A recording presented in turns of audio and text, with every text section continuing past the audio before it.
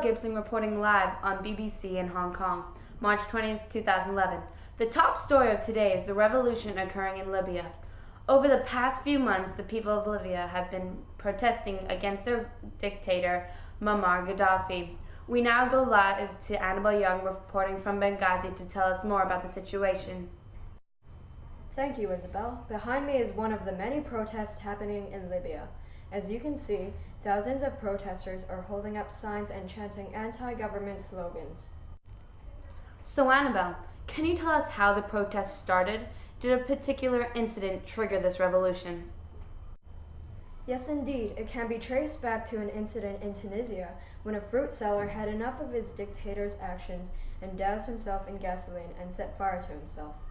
This incident stirred up the people's resentment of the government and triggered massive protests and rebellions across Tunisia, resulting in the overthrowing of Tunisia's governor.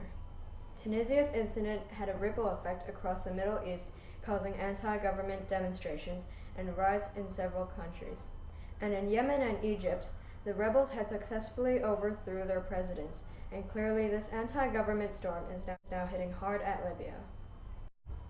Can you inform us on how Libya was governed previously before the revolution started? Previously, Libya has been under Muammar Gaddafi's dictatorship and iron rules.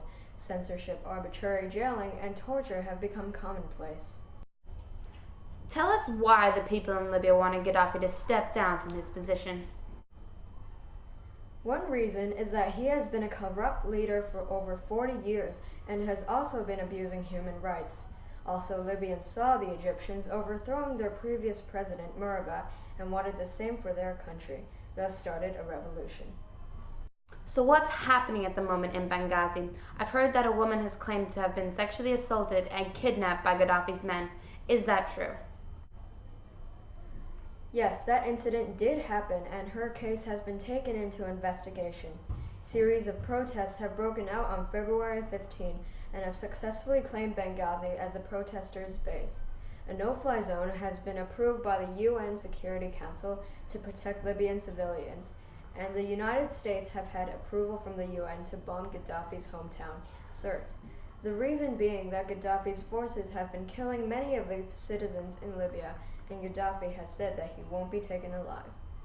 Many people have been killed in the process of the revolution, including a journalist, Mohammed Nabous, who appears to have been shot while recording a report on the events of Libya. What do you think will happen in the future, and which side do you think will win?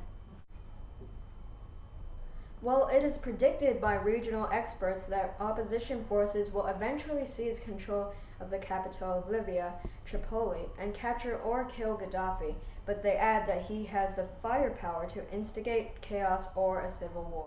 Thank you, Anabel, for such a detailed report. Coming up next is a sports report on March Madness. This is Isabelle Gibson. Thank you and goodbye.